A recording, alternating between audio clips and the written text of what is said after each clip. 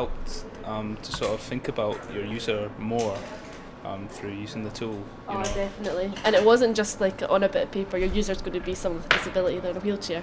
It was like I really got inside the head of the person. Because I mean, it was everything, it was the images of them kind of got me to like automatically visualise.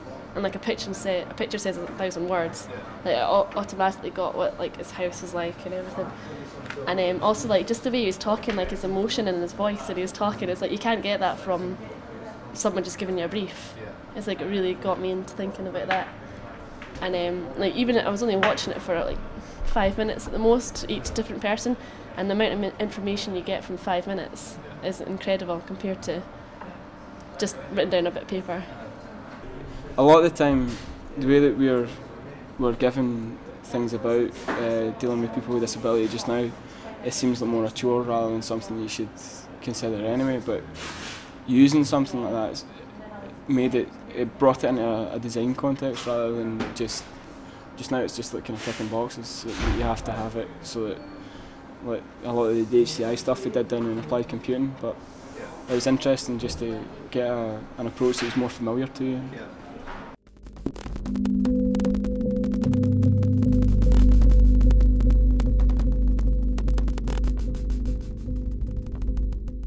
Well, basically what I designed was, instead of an actual product, it was a tour. It was more service design than actual physical product design, and there was rules to this tour that were in the form of words. What I designed was a set of rules, in a step-by-step sort of sentence format, and then as a result of the gingerbread project, I changed it so that instead of being written in sentences, it would be a picture of the coin with the head up and then an equal sign and then left and then a kind of little like diagram of a street with an arrow turning left, and then the same for tails but right and then turning right. Whereas it was less wordy and more more symbol based. Okay, well I started off with done fabrics for a children's hospice, and they were like spiked kind of fabrics. So, and it was just like a beanbag for on the floor. So I changed it for this guy by making the beanbag into a structured chair, so that it would hold him in the chair and he wouldn't fall out of it. And it had like a solid base for comfort, and then I just applied the knit on top of this chair.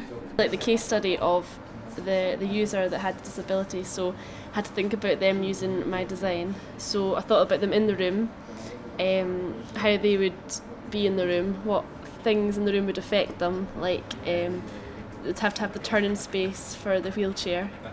So because we've got a partition in the room, we'd have to make it kind of smaller so the wheelchair could get all the way around. Also things like the camera height, because we just presumed that everyone would be an adult coming into the room or would be a kind of tall child, because we're not designing it for children. But then because the person in the wheelchair would be at a lower level, it doesn't mean they're a child, it just means they're in a wheelchair. So we had to think about that. So what would that make the camera adjustable? Yeah, that makes the camera lower. Right.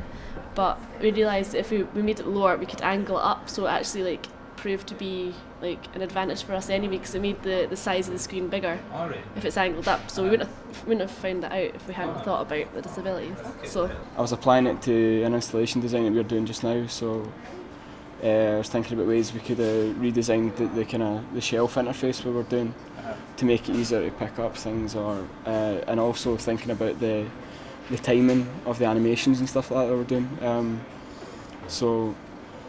And also that if people do have, the guy in the audio said that he occasionally had problems with keeping up with things. So the way we've got our thing working just now is that it just scrolls through, and but we're thinking about you could change it so that you had a prompt to kind of move on the animations on extra screen. So maybe like slow it down a bit. Just slow it down and give them the opportunity to skip it at their own pace.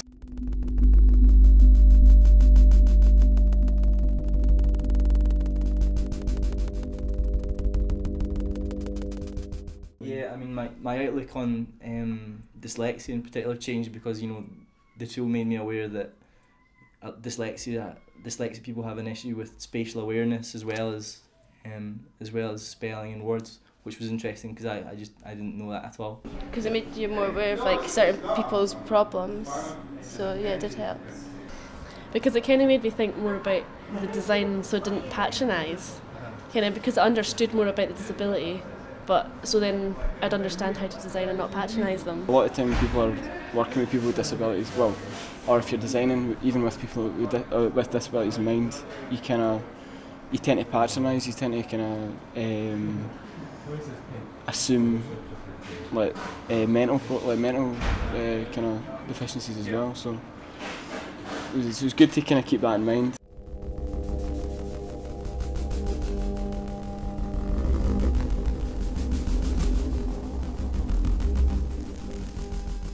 It made me want to sort of get into the issues of disabilities and stuff. You know, for instance, if it had been a piece of paper just with a lot of paragraphs about disabilities and stuff, I would have perhaps given up on it. But the fact it was so sort of interactive and nicely presented and stuff, and the navigation and stuff was nice. So yeah, it made me want to sort of investigate it further. Not that we're scared of it, but it's like, accessibility, it's problems, more hassle. But I mean, it came up with more ideas. We would never got about the camera height.